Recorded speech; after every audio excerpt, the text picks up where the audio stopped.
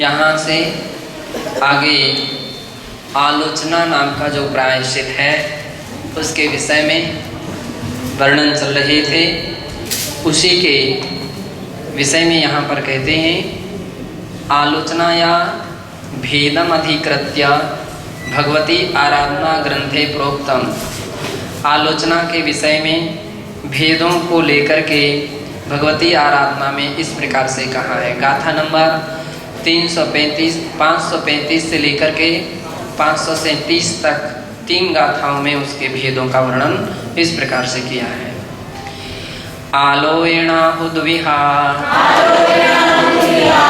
ओघेण होदि पद विभागीय ओघेण मूलपत्तस्य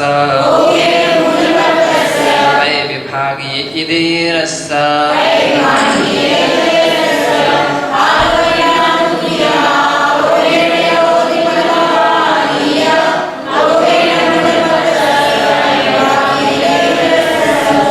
आलोयण दुविहा, आलोचना के 2 भेद होते हैं, ओघ होदीय पद विभागीय। ओघ और पद विभागी, इस प्रकार से आलोचना के 2 भेद हैं। ओघ का अर्थ होता है सामान्य रूप से जो आलोचना की जाती है उसके लिए ओघ आलोचना कहते हैं। जैसे कि अपन शाम सुबह जो प्रायश्चित आदि लेते हैं वो सामूहिक सामान्य है, ये ओघ आलोचना कहलाती है। दूसरी होती है पद विभागी यानी विशेष आलोचना, जिसके लिए यूँ कहें सबके सामने तो नहीं उन सारी बातों को कहा जा सकता है, तो उसके लिए अलग से उसके लिए जो आलोचना की जाती है उसका नाम होता है पद विभागी नाम की आलोचना। मूल नामक प्रायश्चित वाला ओघ से आलोचना करता है। ये तो और बड़ी बात है। मूल नामक प्रायश्चित वाला ओघ से आलोचना करता है, यानी सामान्य जिनके लिए मूल प्रायश्चित के अधिकारी होते हैं। ओघेण मूल पत्तस्य पय विभागी इद्रस्य, जिसको मूल प्रायश्चित नहीं दिया जाता है वह विषय ठीक है ना, विशेष रूप से आलोचना करते। कुछ ऐसे भी अपराध दोष होते हैं जो सार्वजनिक होते हैं, तो उसके सार्वजनिक प्रायश्चित दिए जाते हैं। और सार्वजनिक प्रायश्चित में जो आम सभी के लिए जिसमें दृष्टिगत हो कि इनके लिए अमुक प्रायश्चित दिया गया है, तो ऐसी मूल प्रायश्चित पुनः दीक्षा, तो पुनः दीक्षा कमरे में नहीं हो सकती। उसके लिए भले संघ के समूह में दिया जाए लेकिन उसको सामान्य रूप से यानी उसको विशेष रूप से दिया जाता है। कुछ ऐसे रहते हैं कि तो इसके लिए क्या हो गया कि मूल नामक प्रायश्चित ओघ से आलोचना करता है, ओघ के रूप में आलोचना करता है। जिसको मूल प्रायश्चित नहीं दिया जाता वह विशेष रूप से आलोचना करता है। और खुलासा कहते हैं ओघेणालोचिदिहो अपरिमित वरादि सव्यघादिवा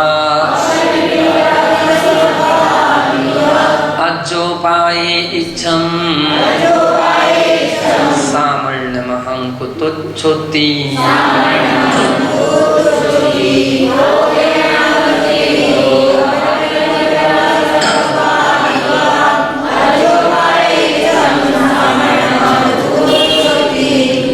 उसका ओघ नाम की आलोचना का लक्षण दिया जा रहा है कि ओघ आलोचना किसे कहते हैं।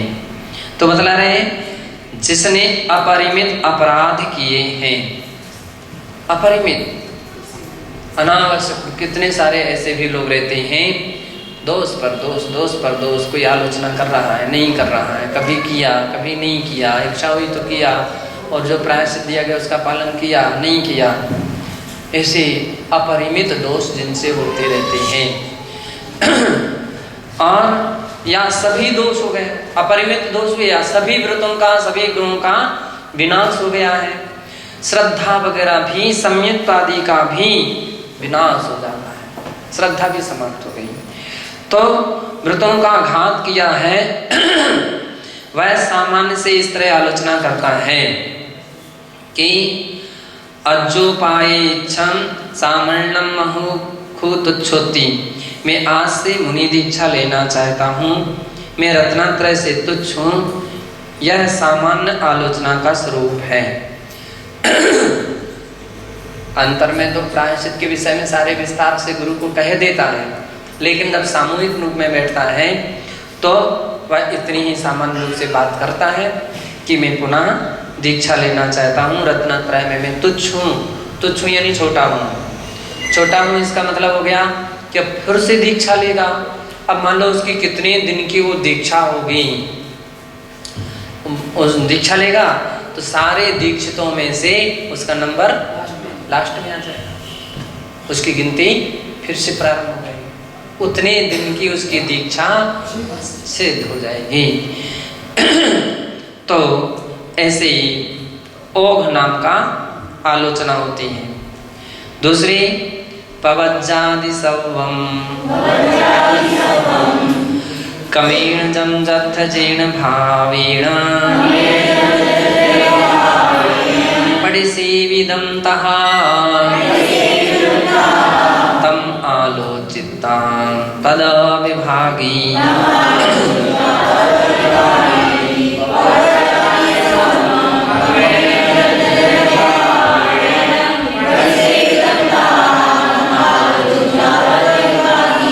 दीक्षा से लेकर सब काल में, सब क्षेत्र में जिस भाव से, जिस क्रम से जो दोष किया है, उसी प्रकार से वो जो आलोचना की जाती है उसे पद विभागी अर्थात विशेष आलोचना कहते हैं, है ना।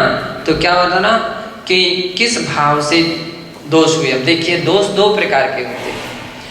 मान लीजिए जैसे कई बार अपन लोग ऐसे बोलते ना कि किसी महिला से छू गए, एक बात हो गई। कैसे छुए, गुरु ऐसा पूछते हैं, आपके किसी प्रकार के प्रमाद भाव था या वो दूसरे का प्रमाद भाव था, इसका विषय में विचार करते हैं। और प्रमाद भाव नहीं था, अपनी तरफ से सावधान थे और आप रास्ते में जा रहे थे और किसी ने चरण छू लिए या किसी प्रकार से कोई, तो ये कोई सामान्य बात है। एक आपके भाव गलत हुए, आपके परिणाम खराब थे, आपका पूरा मान लीजिए ऐसा कुछ अपनी तरफ से छूने के भाव रहे हैं, तो उसका प्रायश्चित अधिक हो जाएगा। एक जीव खत्म हो गया और दूसरा जीव खत्म किया, दोनों में तो बहुत अंतर हो गया। तो इसमें क्या किया जाता है, भावों के विषय में कि आपके किस भाव से ऐसी परिणति हुई। अब देखिए अपने भावों को कौन प्रकट कर सकता है, कौन प्रकट कर सकता है, वही व्यक्ति प्रकट कर सकता है जो भाव भीरू होता है। वो अपने सही भावों को प्रकट कर देता है। जो भाव भीरू नहीं है, जिसको मोक्ष की अभिलाषा नहीं है, जिसको कर्म प्रक्षालन करने के भाव नहीं है, वो तो इन सारी बातों को छोड़ ही देता है। वो क्या करता है, अपने भावों की आलोचना नहीं करता है। जबकि आगम क्या कह रहा है, जिस भाव से, जिस क्रम से, किस क्रम से दोष हुए, कैसे हुए, किसके बाद क्या हुआ, फिर क्या हुआ, फिर क्या हुआ, तो ऐसे उन क्रमों का ध्यान रखना।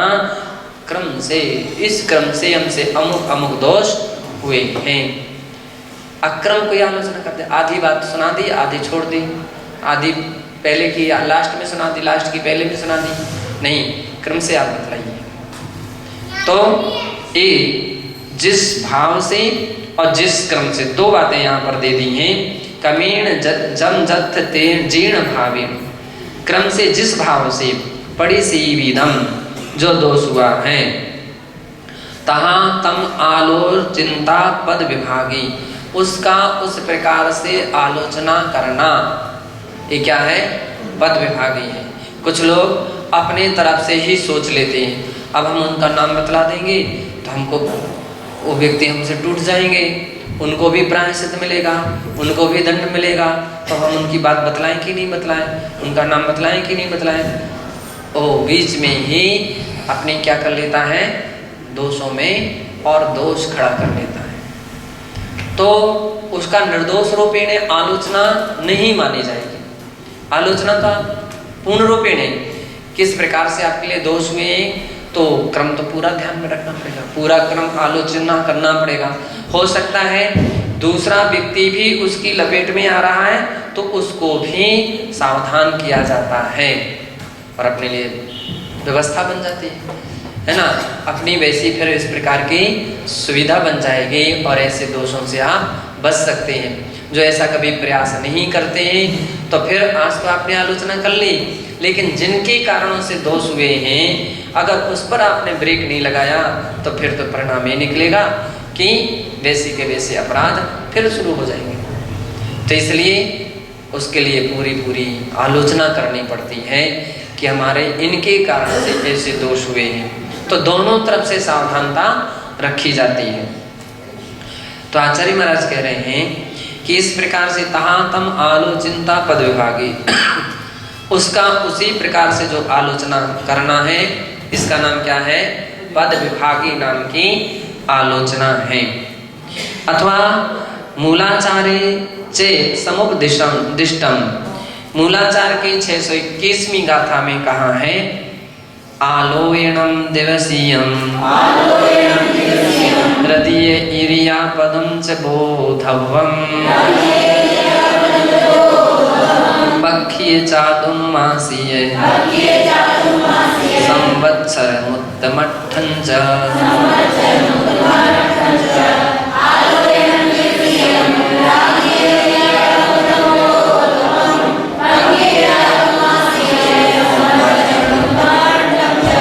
तो बतला रहे हैं कि वह जो विशेष प्रकार से पद विभागी नाम की आलोचना हुई है, यद्यपि उसमें भी अपराध हुए हैं, है ना, लेकिन जो अपराध हुए हैं तो पहले की अपेक्षा से कम हुए हैं। तो उसके लिए क्या प्रायश्चित दिया जाता है, तो बतला रहे हैं दिवसीयम दिवस, हृदय रादीय रात्रि, इरियापधम इरियापथिक, है ना, और पक्षीय पाक्षिक, चातुर्मासीय चातुर्मासिक, संवत्सरम संवत्सरिक और उत्तमट्ठं च उत्तमार्थिक। इस प्रकार से प्रतिक्रमण के जहाँ 7 भेद किए गए हैं तो यही 7 भेद हैं, ये 7 प्रकार का प्रतिक्रमण है। तो ऐसे भी उनको प्रायश्चित दिए जाते हैं। ये अवसर है कि कितने दिन की आलोचना है, तो कितने लोग कितने दिवस की आलोचना है, कोई रात्रि का आलोचना है, कोई पाक्षिक आलोचना है, कोई चातुर्मासिक है, कोई सांवत्सरिक है, कोई उत्तमार्थ आलोचना होती है, हाँ इरियापथ आलोचना। तो इत्यादि प्रकार की जो आलोचना है, तो जितने प्रतिक्रमण उतने प्रकार की आलोचना होती हैं। आचार्य कुंद देवैश्च नियम सारे आलोचना स्वरूपम भेदादिकम यन निरूपितम तत्प्रस्तुयेते। उन्हीं आचार्य कुंद देव ने नियम सार की गाथा 107, 8, 10, 12 में आलोचना के स्वरूप और भेदों को इस प्रकार से कहा है। देखिए वही आचार्य हैं और वही आचार्य मूलाचार में जिस विभाग दृष्टि से कह रहे हैं और नियम सार में आध्यात्मिक ग्रंथ में दोनों का सामंजस्य बना करके इस प्रकार से कहते हैं लोकम कम्य रहियम विहाव गुण पज्जीवती रित्तम अपाणम जो झायदी समणस्थालोयणम होदी।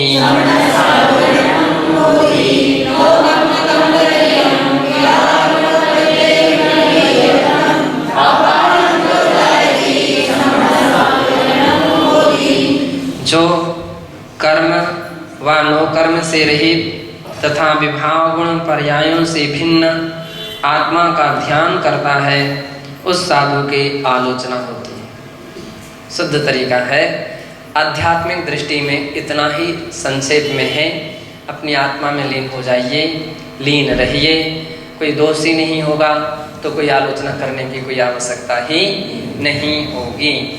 इसलिए ध्यान ही आलोचना है, ऐसा कहा जाएगा, ध्यान ही आलोचना है। आलोयण मालुंछण वेडीकरणं च भावशुद्धिय चौवहमेह परिकह्यम् आलोयन लक्षणं समे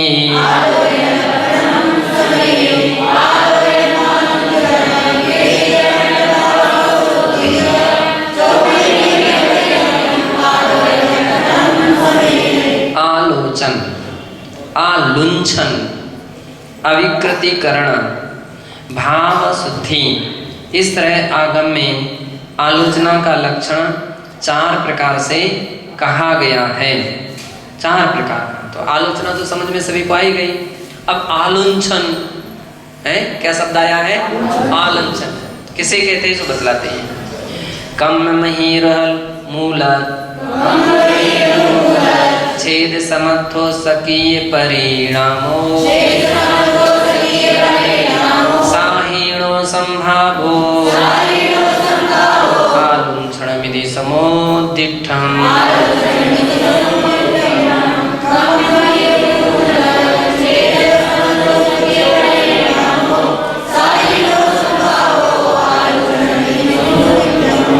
कर्म रूपी वृक्ष का मूल छेद करने में समर्थ स्वाधीन संभाव रूप जो अपना परिणाम है वह आलुंछन है। क्या सबसे बड़ी बात है कि संभाव रूप जो अपना समता भाव रूप परिणाम है, इसका ही नाम क्या है? समता भाव ही कर्म रूपी जो वृक्ष है उसको समूल नष्ट करने में समर्थ है। इसलिए ऐसे समता रूप जो परिणाम है, ऐसे भाव हैं, उसका ही नाम क्या है? आलुंछन है। उसको क्या बोलते हैं? आलुंछन। कम्मादो अपाणम भिन्नं भावे विमल गुणनिलयम् मज्जथ भावनाये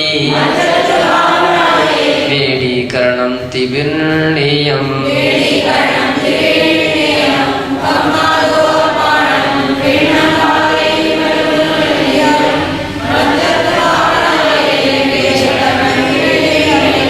जो मध्यस्थ भावना में कर्म से भिन्न तथा निर्मल गुणों के निवास स्वरूप आत्मा की भावना करता है।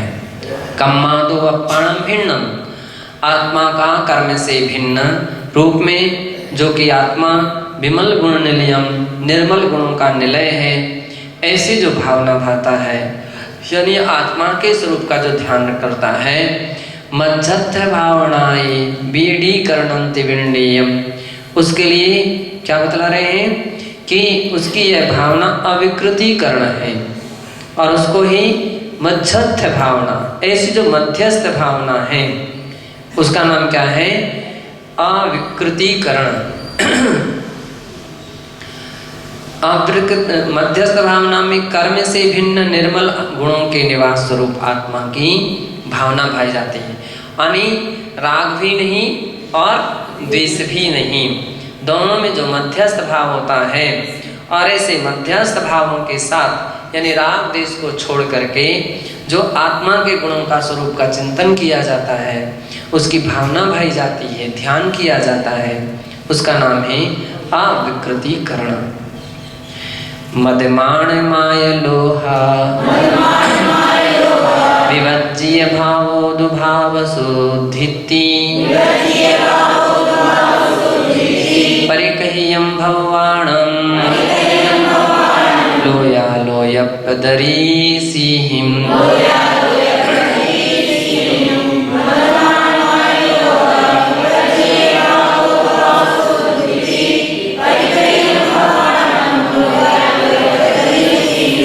भव्य जीवों का मद, मद कहो अथवा मान, मान कहो, है ना? मद, मान, माया, लोह, मायाचार, छल कपट और लोभ, इनसे रहित जो भाव हैं, जिनमें मद, मान, माया, लोभ आदि नहीं है, वह भाव शुद्धि कही जाती है। जिसके अंदर में क्रोध, मान, माया, लोभ इत्यादि कसाय भाव होते हैं, उसकी शुद्धि कैसे हो सकती है? उसकी कसाय ही सबसे बड़ी अशुद्धियां हैं। क्या है? अशुद्धियां।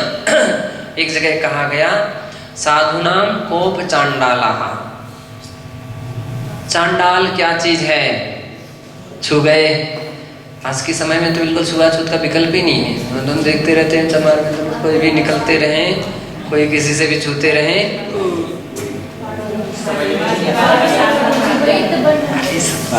सीधे सीधे झाड़ू लिए हैं और व्यक्ति को छूते जा रहे हैं, है ना?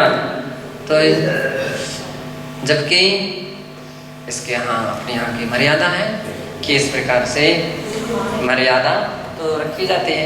एक बार मैंने बतलाया था, स्कूल कॉलेज में संग पढ़ा एक दूसरे के मुंह तो खा रहा नहीं, तो भी अपने यहाँ तो सिस्टम रहता ना कि उनका नंबर लास्ट में रखा जाता था।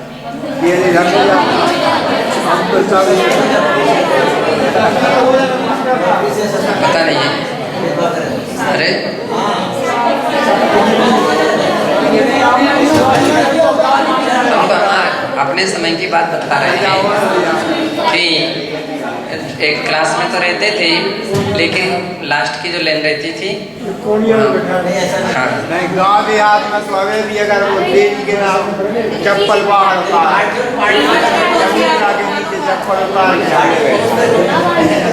और दूसरे एक बार ऐसा हो गया, एक नेत्रानी थी तो वो बूढ़ी सी थी वैसी, और उसी प्रकार का चेहरा हमारी नानी का था। जब हम बहुत छोटे होंगे, लगता 5-6 साल के होंगे, तो एक बार ऐसा हुआ कि वो उसके लिए आती ना कोई त्योहार के बाद पावन वगैरह लेने के लिए, है ना?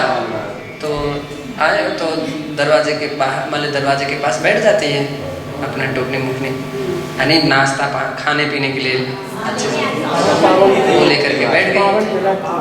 मैंने तो जा करके उसकी पीठ पर लूम गए, है ना? तो नानी आई। बाद में फिर चला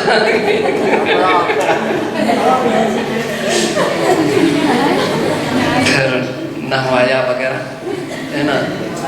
तो ऐसा ध्यान है। एक बार ऐसा प्रसंग, हाँ नहाते कोई भी नहीं, तो अब उस समय किसी ने ना, हम खेलते खेलते आए तो सभी ने समझा कि अंदर आ रहा है, तो जैसे तो एक बहुत छोटे की ऐसी स्मृति रही। फिर बाद में आइडिया लगा तो फिर नहवाया गया। तो एक कहने का तात्पर्य, पुराने समय में इन सब बातों का इतना गाँव देहात में पावन मंगा भी आओ ना तो चप्पल बाहर तो पाँव पर चमकला के फिर आएंगे बाइक पाँव ऐसे दिया जाता था। और तो इस प्रकार की पद्धतियाँ रही हैं, और कभी भी बहुत से लोगों को नहीं छुआ जाता था। कोई भी काम रहता था तो उस हिसाब से, और तो क्या, ये जो कपड़े वगैरह धो करके धोवन वगैरह आती ना, तो कपड़े धो करके लाती थी, तो भी रखने के बाद पानी से उसके ऊपर छींटे डाले जाते थे, और फिर वो कपड़े को अपने घर अंदर लिया जाता था। स्कूल में भी हम लोग जब आते थे घर, तो स्कूल के कपड़े मम्मी पहले उतरा देती थी, है ना? वो कपड़े चेंज करो तब कहीं चौके में घुस सकते, नहीं तो चौके में भी, है ना, बाहर जो एक कमरा था भोजन खाना खाने का, और दूसरा एक आगे दहलान वगैरह थे, तो उसमें भोजन दिया जाता था। तो ऐसा रहता था। और अक्सर कर तो सामान्य तौर पर तो उसी में ही भोजन बाहर ही होता था। जो सुबह का भोजन जो होता था वो अंदर होता था। शाम के समय सभी लोग इतने कपड़े बहुत कम बदलते थे, तो मम्मी तो बाहर ही रखती थी। तो व्यवस्था पहले से बाहर रख लेगी, और वहीं के वहीं प्रकाश भी दिखाता था। तो ये कभी ऐसे भी प्रसंग आ जाए कि वो लोग भी, जब मम्मी वगैरह भी उस समय वृत्ति भी नहीं थी, प्रतिमाधारी भी नहीं थी, तो भी वो 16 का तो पूरा 16। अब दोपहर में हम लोगों का जो रिसेस होती थी स्कूल में, खाना खाने के लिए आते थे, तो झरी मान जो करछली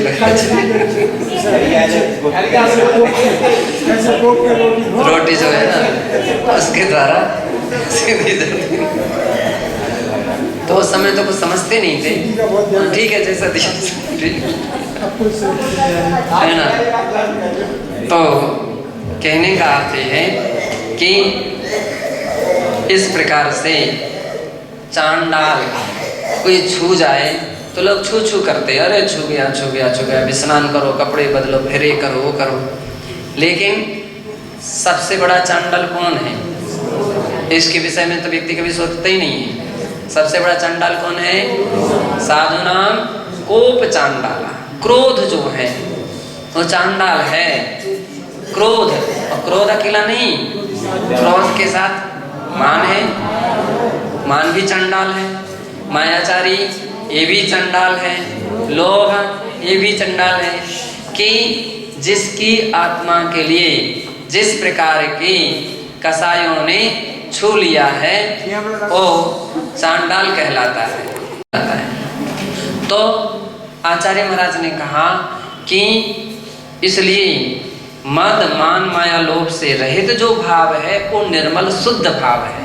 बाकी तो छुआ हुआ भाव अशुद्ध भाव है। कसाय भाव अशुद्ध भाव है। और कसाय से रहित सिद्धांत ग्रंथ में विशुद्धि भाव कहा जाता है। विशुद्ध भाव कौन है? जिसमें कसाय भाव नहीं है वो विशुद्ध है, और जिसमें कसाय भाव आ गया है वो विशुद्ध भाव नहीं रहेगा, वो अशुद्ध भाव है। तो इस प्रकार से कसायों से रहित जो शुद्धि है वो भाव शुद्धि है। ऐसा परिकहियम भगवानम लोया लोया पदरी सिंह, ऐसा भव्य जीवों को कहा है। किसने कहा है? लोया लोया पदर्शिहिम, जो लोकालोक के क्या है? देखने वाले हैं। अपने केवल ज्ञान दर्शन से जो लोकालोक को देखने वाले हैं, ऐसे जो सर्वज्ञ भगवान हैं, सर्वज्ञ भगवान ने इस प्रकार से कहा है। अब देखिए, सर्वज्ञ कह दो, वीतरागी कह दो, अथवा लोकालोकदर्शी ने कहा है, ये विशेषता है। किसने कहा? लोकालोकदर्शी ने कहा, यानी सर्वज्ञ भगवान ने कहा है। आलोचनाया दोषाधारेण च 10 भेदानां व्याख्यानं भगवती आराधना ग्रंथे कृतम अस्ति। आलोचना के लिए 10 आधारेण चेत, आलोचना के कितने आधार दोष कितने हैं? 10। उन 10 भेदानां व्याख्यानम, उन 10 प्रकार के भेदों के व्याख्यान को भगवती आराधना ग्रंथ है। भगवती आराधना ग्रंथ के 564वीं गाथा में ऐसा कहा है। आकंपे अनुमानीय जमदिठम बादरम च सुमंच चरणम सद्दाहुलियम भोजन अवत तस्सेवी।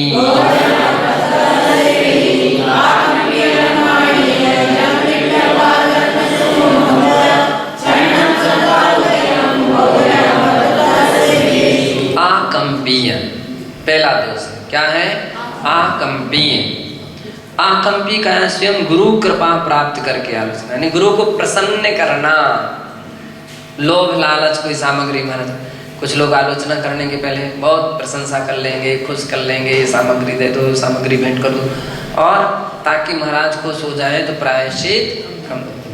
तो आपने प्रायश्चित तो लिया, आलोचना तो की, लेकिन कौन सी आलोचना हो गई? दोष सहित आलोचना हो गई। ऐसी आलोचना से कर्म धुलेंगे नहीं। वो आलोचना से कर्म नहीं धुल सकते हैं कि जो खाली फॉर्मेलिटी जैसे उसने खुश करके, ताकि उसके भाव ही गलत हैं, उसके भाव ही है कि हमको कम प्रायश्चित मिले, इसलिए उसका ये सब नाटक होता है। ये सारे प्रयत्न रहते हैं किसके लिए किया जाता है? ताकि प्रायश्चित कम दिया जाए।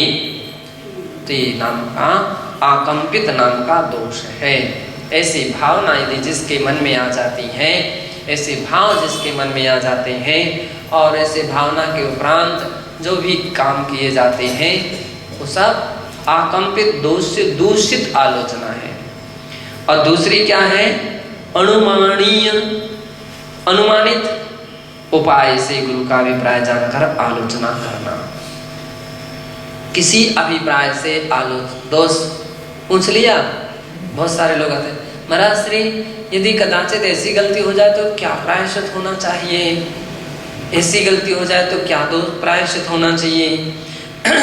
तो उसको किसी प्रकार से अनुमान से किसी से इस अभिप्राय से प्रायश्चित विषय में पूछ लिया, और पूछने के उपरांत है ना, हमसे भी ऐसी गलती हमसे भी हो गई थी। अब देख लिया उसने, ये तो करने लायक है, तो ठीक है, छोटी कोई ज़्यादा प्रायश्चित नहीं है, महाराज हमसे ऐसी गलती हो गई थी।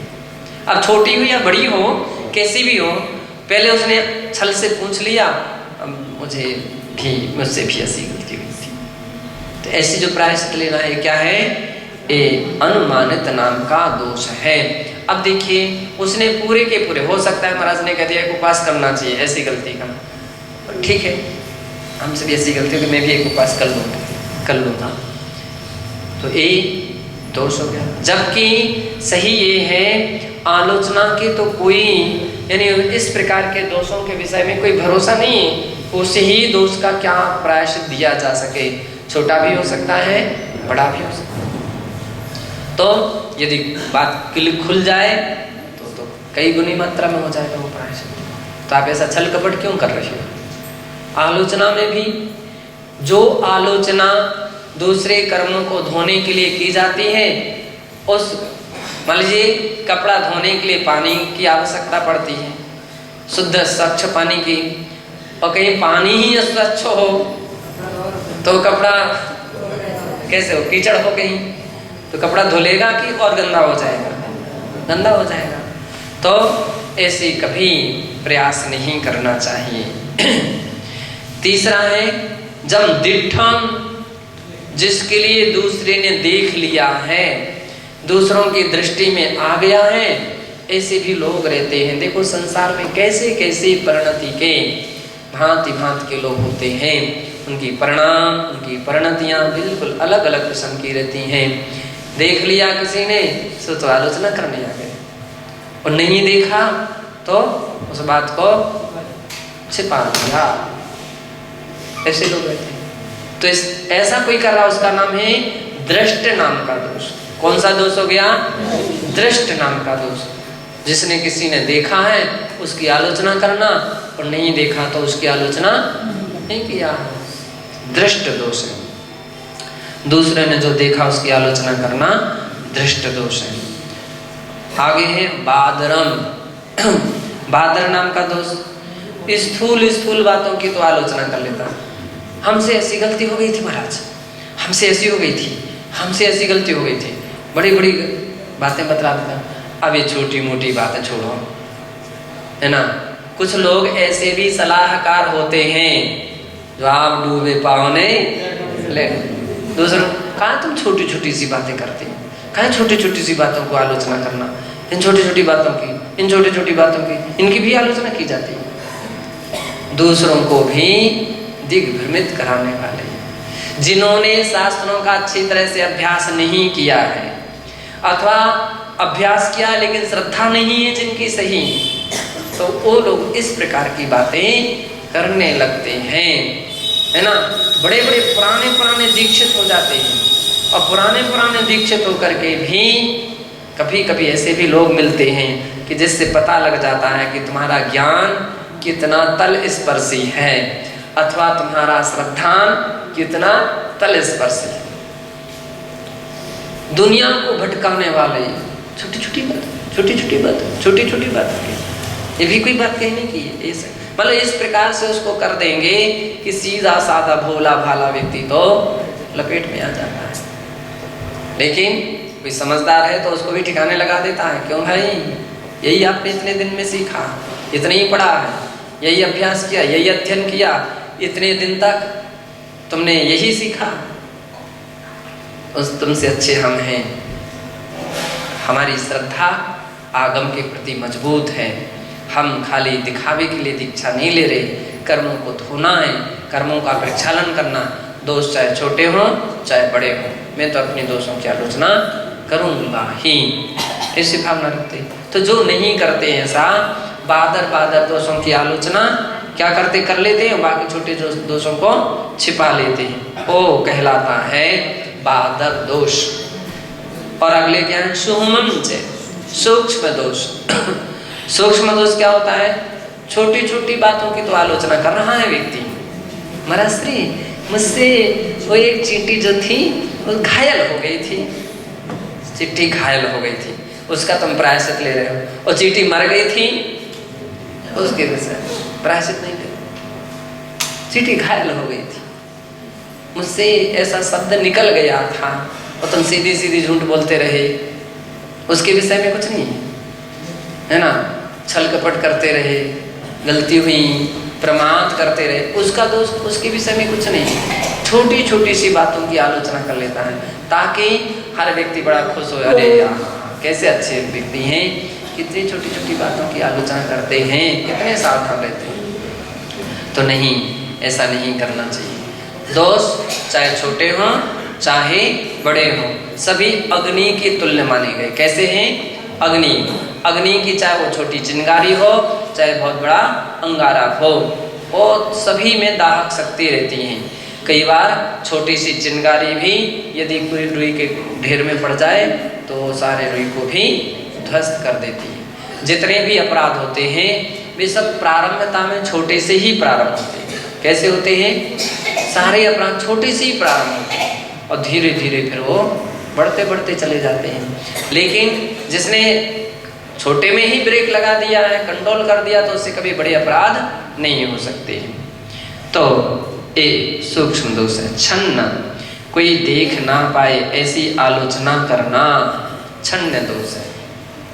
छल भाव जिसमें छिपा हुआ है, कपट भाव जिसके अंदर में समाविष्ट है। या तो नहीं रहा, कोई दिख तो नहीं रहा, श्री मुझसे ऐसी ऐसी गलती हो गई थी, अब धीरे से जो भी प्रायश्चित करो तुम कर। ऐसी छल भाव से, कपट भाव से जो कोई देख ना पाए ऐसी जो आलोचना करना है, या ऐसे कोई दोष हो गए हैं छल कपट के द्वारा, है ना, तो उनको छिपा करके जो आलोचना की जाती है उसका नाम क्या है, छन्न दोष है। आमतौर पर बहुत से लोग आदि करते हैं, आदि नहीं करते हैं, अथवा प्रकट करने के तरीके उनके अलग किस्म के होते हैं। सीधे सीधे सरल तरीके से प्रकट नहीं करते हैं कि महाराज भी ना समझ पाए और प्रायश्चित भी मिल जाए। ऐसे आगे क्या है, सातवां है छन्नम सद्दा उलयम। अच्छा होगा, सातवां है सद्दाउलयम, शब्दाकुलित नाम का दोष। शब्दाकुलित, शोरगुल के मध्य में आलोचना करना। जब सभी बोलते हैं पंच इंद्रिय, तीन इंद्रिय, चार इंद्रिय, पंच इंद्रिय, पंच महाप्रसंधि, पंच इंद्रिय, छठा वसक शब्द, उन्होंने भी कहते हमसे दो इंद्रिय, सभी उठ गए तो हमको भी प्रायश्चित।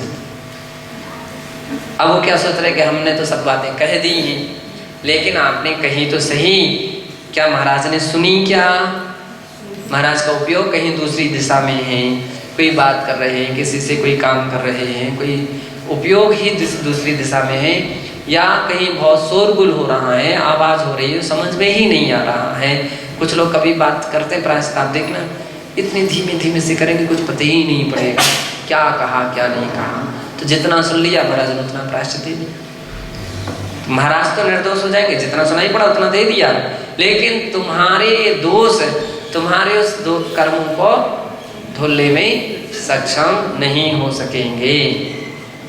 तो ऐसी आलोचना शब्दाकुलित दोष से दूषित मानी जाती है। बहुजन और बहुजन दोष, गुरुजनों की बहुलता में बहुत से गुरुओं से आलोचना करना। एक दिन अभी अपन कल परसों प्रकरण आया था कि कुछ लोग जिनकी सच्ची श्रद्धा नहीं रहती या विश्वास नहीं रहता है, तो फिर वो क्या करते हैं, इन गुरु से प्रायश्चित ले लिया। अरे ये तो बहुत बड़ा प्रायश्चित है, इतना कैसे हो सकता है? दूसरे आचार्य के पास भी पहुंचे, महाराज ऐसी गलती हो गई तो प्रायश्चित, तो उन्होंने कुछ कम दिया, हाँ ये तो ठीक है ना, तो उन्होंने उससे भी बड़ा बतला दिया, और पहले वाले ठीक थे। तो इस प्रकार से उनसे नहीं तो तीसरे से तो एक और अपन तीसरे से पूछ लो, हो सकता है उससे भी कम मिल जाए, है ना। वो तीसरे के पास पहुंच गया, उन्होंने और कम बतला दिया, ये ठीक है, दो उन्होंने तो बहुत बड़ा प्रायश्चित दिया। तो इस प्रकार से जो दोषों की आलोचना की जाती है या प्रायश्चित लिया जाता है, इसका नाम क्या हो गया? बहुजन दोष। ये बहुजन नाम का दोष है। जबकि सबसे बड़ा दोष क्यों लग गया है? व्यक्ति अब प्रायश्चित भी ले, हो सकता कि उसकी ऐसी भी श्रद्धा थी, इन्होंने कम दिया, हमसे तो बहुत बड़ा दोष हुआ, हमारे लिए तो और बड़ा प्रायश्चित मिलना चाहिए था, हमको तो और अधिक दंड मिलना चाहिए था, ये तो बहुत कम था, इन्होंने हमको तो, मेरी समझ में तो ऐसे दोष का अपराध, हमको अपराध का प्रायश्चित तो एक उपवास मिलना चाहिए था, महाराज ने तो एक माला से ही काम चला दिया। अब दूसरे के पास उपवास दिया है इन्होंने, ये ठीक है, और तीसरे के पास इन्होंने 2 उपवास दे दिए और ये और ठीक है। इसका मतलब ये रहा कि तुम्हारा गुरु के प्रति श्रद्धा नहीं रही, विश्वास नहीं रहा। विश्वास के बिना कितना भी प्रायश्चित लिया जाए, वो प्रायश्चित कर्मों को धोने में सक्षम नहीं रहता है। तो तुमने खाली अपने हिसाब से देख लिया है कि आपका मन अधिक प्रायश्चित करने का था तो अधिक मिल गया तो आपने कर लिया, और नहीं मिला तो नहीं किया। और जिनका ऐसा भी लोग थे कि जिनका कम प्रायश्चित की अभिप्राय था, कम छोटे से छोटा प्रायश्चित मिले, तो जहाँ सबसे छोटा मिला तो वहाँ, तो इसका मतलब तुमको श्रद्धा तो किसी के प्रति नहीं है, खाली अपना हिसाब किताब तुम अपने मन से बनाए हुए हो। तो ऐसा कभी नहीं करना चाहिए, अपना गुणाभाग कभी नहीं लगाना चाहिए। कुछ लोग तो गिनते रहते, यहाँ पर हम भी प्रायश्चित देते हैं और गिनते रहते, ये तो 4 का सर खो देते और महाराज ने 1 माला दे दी, ये तो 1 माला हो गई थी, महाराज ने कहा 4 का अवसर करो, 8 का अवसर करो, है ना। तो अभी तो गुरु हैं, गुरु क्या उचित समझते हैं, उनकी दृष्टिकोण रहता है, वे समझना चाहते हैं कि तुम्हारी प्रवृत्ति कैसी है, तुम्हारा अभिप्राय कैसा है, तुमसे कैसे कैसे दोष होते हैं, कितना सावधान रहते हो, कितने असावधान रहते हो। सावधान जो व्यक्ति रहता है उनको कम प्रायश्चित दिए जाते हैं, असावधान व्यक्ति के लिए तो प्रायश्चितों का पूरा ढेर लगा रहता है, ये प्रायश्चित, वो प्रायश्चित, वो प्रायश्चित, वो प्रायश्चित, उसके लिए तो सावधान रहना चाहिए कि अपन से गलतियां ना हों। और 10वां दोष क्या है? 9वां दोष है अव्यक्त, अव्यक्त, अप्रकट रूप से आलोचना करना। तुम पूछ लेना हमारे दोषों की, तुम पूछ लेना। बहुत जगह पहले क्या होता था कि एक ही जने, जैसे दूसरे उपसंगों में महाराज लोग रहते हैं, तो एक जने सबकी बात कह देते, हम सबसे जो कोई गलतियाँ हुई तो हमको प्रायश्चित भेज दीजिए। तो एक मूलाचार का स्वाध्याय चल रहा था, तो ये शब्द आया जब अव्यक्त, तो काफ़ी चिंतन हुआ, काफ़ी मंथन मनन हुआ, चर्चा हुई, प्रश्नोत्तर हुए। वही इसका अर्थ है कि एक दूसरे की आलोचना नहीं कर सकता है।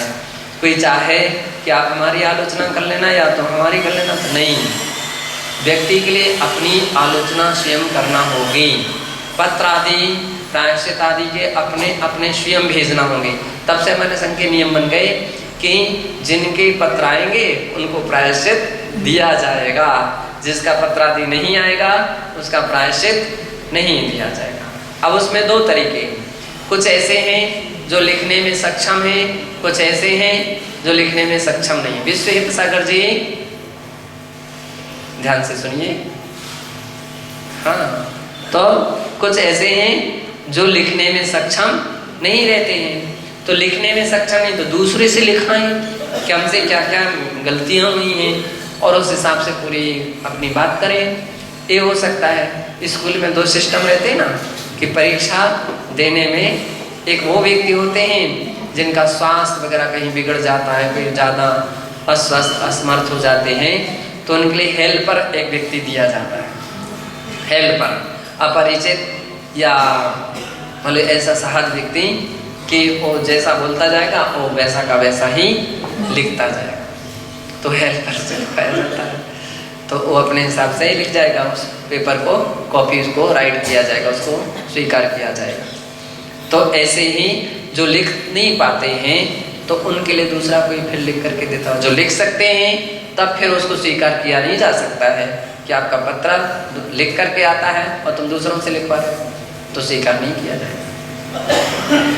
तीसरा है तत्सेवी, जो अपने समान दोषों का भागी है उससे आलोचना करना। अब बहुत बार ऐसे रहते हैं व्यक्ति, कैसे प्रायश्चित ले लेते हैं, जिन्होंने ना तो प्रायश्चित ग्रंथ पढ़ा है, ना प्रायश्चित ग्रंथ को कभी गुरु मुख से सीखा है, ना इसके विषय में कभी आज्ञा ली है या गुरु ने नहीं सिखाया है। अब वो तो सामान्य व्यक्ति हो गया। अब उस व्यक्ति, ऐसे व्यक्ति के पास जाकर के कोई व्यक्ति आलोचना करे, और आम व्यक्ति तो इतना भोला भाला रहता है, वो तो यही समझते मुनि महाराज है तो किसी से भी प्रायश्चित ले लो, जो आए सुनी से ले लो, है ना। और कभी कभी ऐसे भी साधु रहते हैं, दो प्रकार के साधु, एक तो ज़्यादा ज्ञान नहीं, अध्ययन नहीं, पढ़े लिखे नहीं, तो प्रायश्चित देने के लिए तो बैठ जाते हैं, अरे अरे महाराज एक माला देते, तुम एक माला पे लेना, एक उपास कर लेना, 3 नीरस कर लेना, 2 ऐसे कर लेना, रसों का त्याग कर देना। अब वो चाहे जो व्यक्ति प्रायश्चित देने लगता है, जबकि आगम की आज्ञा कितनी ऊंची है, भाई हर व्यक्ति प्रायश्चित ना दे। औषधियाँ कौन दे? जो वैद्य हो, जिसके लिए उसका ज्ञान है, तो वो औषधि देगा तो उससे रोग ठीक हो सकता है, और सही औषधि देगा। और कदाचित कोई भी अपरिचित या अनभिज्ञ व्यक्ति ने दे दिया तो कहीं का कहीं वो औषधि रिएक्शन भी कर सकती है। तो औषधि के डिब्बे भी क्यों ना आपके हाथ में आ जाए, तो भी उसमें क्या लिखा रहता है कि डॉक्टर के या वैद्य के परामर्श से औषधि का लीजिए।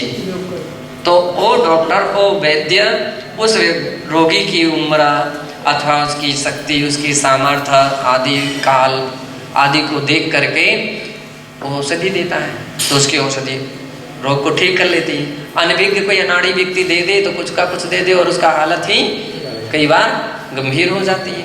रोज रोज कई बार अखबारों में समझ पढ़ने में आता है कि दाहिनी आँख का ऑपरेशन होना था, बाईं आँख को उन्होंने सिर फाड़ करके रख दिया। दाएं पाँव का ऑपरेशन होना था, तब बाएं पाँव को तो ऐसे भी लोग, अब ऐसे भी डॉक्टर, ऐसे वैद्य से तो दूर से हाथ जोड़ करके रहना चाहिए कि भाई नहीं तो कभी का कभी कुछ का कुछ कर दे, हालत ही बिगड़ जाए। तो आगम में भी आगम की आज्ञा है, आगम यानी जिनेंद्र भगवान की आज्ञा है कि प्रायश्चित चलता फिरता कोई भी व्यक्ति ना दे। प्रायश्चित कौन दे? जो उस विषय में कुशल हैं, जिनके गुरु ने प्रायश्चित ग्रंथ सिखाया है, पढ़ाया है, समझाया है, और उसके लिए निकट से 2 प्रकार का सिखाया जाता है। एक तो सिखाया जाता है शास्त्र के माध्यम से, और दूसरा निकट बैठाल करके। कई बार ऐसी स्थितियाँ रहती हैं, पास में बैठा लिया जाता है, और कोई व्यक्ति आलोचना करता है तो उस व्यक्ति को सुनने के लिए, और ऐसे ऐसे दोष हुए तो इनका एक प्रायश्चित ऐसा देना। तो अभी हम लोग उद्गम में थे, तो महाराज श्रीमती सागर जी बहुत सी बातों के लिए मान लीजिए मुझको बैठाते थे और फिर बात करते थे, अब क्या होना चाहिए, क्या करना चाहिए, सलाह लेते थे। सुविधि सागर महाराज किया किसी के उनके, है ना महाराज, फिर क्या होना चाहिए, क्या लेना चाहिए। तो मैं तो बोलता था महाराज आपके सामने हम लोग क्या बोले, आप समझदार है ना। लेकिन उनके अभिप्राय को हमको समझ में आता था कि उनका अभिप्राय रहता था कि सिखाने का, है ना।